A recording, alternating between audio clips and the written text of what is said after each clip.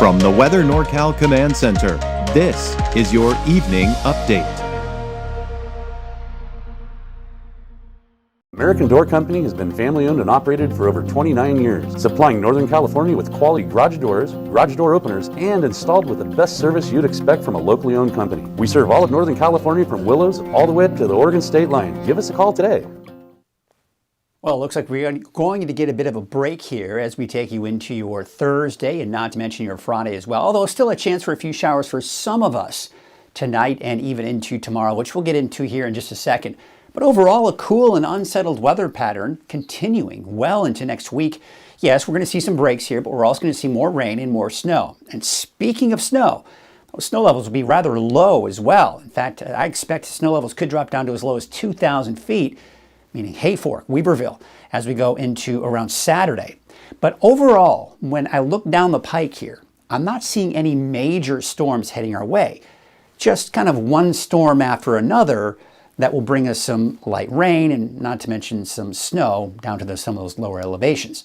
All right, so here's your North Coast forecast late tonight, early tomorrow morning.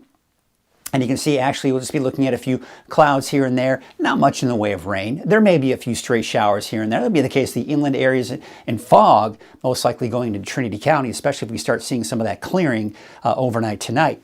But there you can see as we take you into the valley, looking at mainly clear skies. Look at that, some sunshine for the second half of the day in particular. For Siskiyou-Modoc County, looks like we may see a stray shower here or there, and for the eastern mountains, most likely looking at dry conditions throughout the day, even into the morning hours. So this is the storm system that passed through us the last 24 hours. It's moving out. Behind it, we've got clearing skies. Now, this little kind of a sleeve here, or just kind of this batch of clouds, does have a little bit of rain associated with it, and that is what's going to allow us to eventually see some more wet weather. But before we get into that, I want to talk about the setup here, because we do have colder air moving in, and we do have most of these storms coming in from the north and west. So let's show you what's going to happen. This ridge of high pressure is going to continue to kind of build a little bit to the north. So what happens is these storms kind of ride down the east side of that ridge, and we see the colder air move in. Now, typically when storms come from the north, they don't have a lot of moisture to work with. But these colder storm systems are actually driving and feeding into some moisture coming up the backside of this ridge of high pressure, and it helps to kind of bring us some of that rain, and not to mention the low elevation snow. So colder air moving in on Saturday. Now it looks like this ridge of high pressure will eventually start to break down, allowing even colder air to begin to move in by the end of next week.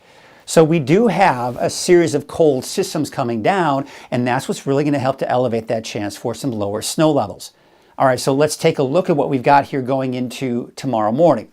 Remember I mentioned that weak disturbance passing through, some light showers for the coast, Siskiyou County, and maybe even Modoc County seeing some of that, and it's not entirely out of the question for parts of Trinity County as well.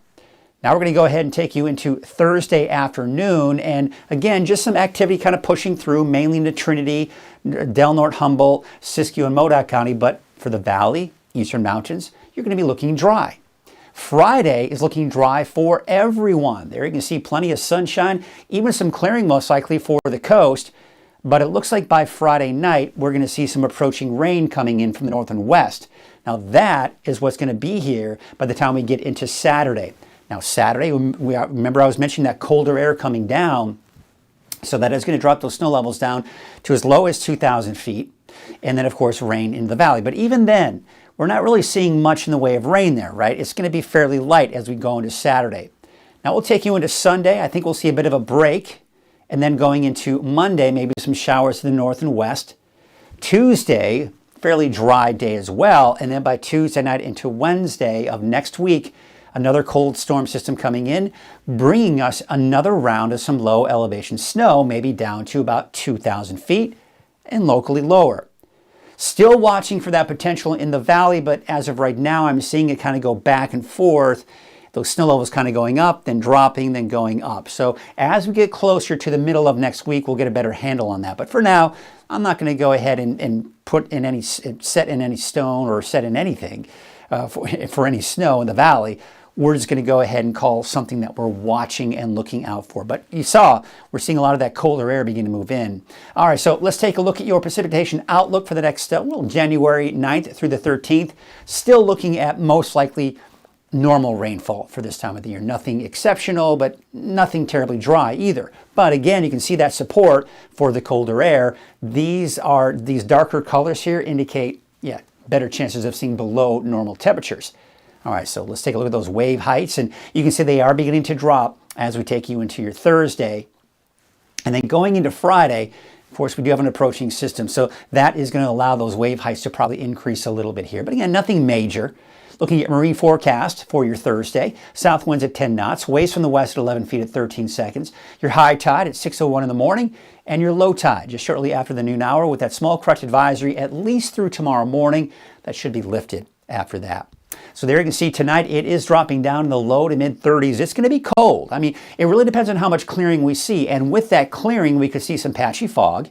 But overall, we're looking at those cold temperatures overnight, teens and 20s in the eastern mountains, and out along the coast, temperatures upper 30s to low 40s. And looking at your daytime highs, taking a look at your kind of neighborhood by neighborhood, there you can see, of course, those temperatures mainly in the 40s for Trinity County. There you can see snow levels down to 2,000 feet Saturday, and then again Sunday, but Sunday a very slim chance. And then looks like another chance for those low snow levels going into Wednesday of next week. Here's your North Coast neighborhood forecast. Temperatures in the low to mid 50s, dry on Friday, a chance for showers over the weekend, and that may even linger on into early next week. And we take you up to the north. Smith River, 55, as well as Crescent City, 56 for Trinidad, and Willow Creek, a high of about 53 degrees. Here's your Siskiyou County neighborhood forecast. Still cool, but it's warming up a little bit. But we're calling for some upper 30s off to the east. However, around I-5 westward, probably somewhere in the low to mid 40s. And your neighborhood forecast for Modoc County on Thursday, upper 30s, low 40s, and much like that of Siskiyou County. And there, of course, you can see those lower snow levels over the weekend and going into Wednesday of next week. Looking at your eastern mountains neighborhood forecast, those temperatures in the low 40s for most of us. Some of the cooler spots will be westwood with a high of about 39, Chester about 42 degrees, and Shingletown topping out at about 48 degrees for your Thursday. How about your historic Haas Farms Valley neighborhood forecast? Well, down to the south, you can see about 56 degrees in Hamilton City, as well as Willows, and 54 degrees in Durham. So we've got the dry conditions for your Thursday and Friday, showers coming in Saturday, and then dry for your Sunday, Monday, and then maybe more showers coming in, especially by the middle of next week. Here is your outlook for the valley northward. You can see about 53 for Lakehead, City of Shasta Lake, about 54, 60 for Redding, 56 degrees for Anderson, and there you can see Cottonwood, a high of about 56 degrees. So it does look like we are going to see those fairly cool temperatures. And looking at your 7-day outlook, there you can see, of course, that temperature for 60, that was a typo there. It should be more like 56 for your Thursday. But there you can see, of course, those temperatures are going to be dropping on Saturday with those lower snow levels, as I mentioned, around 2,000 feet. Then dry for your Sunday, Monday, more showers possibly by especially the middle of next week.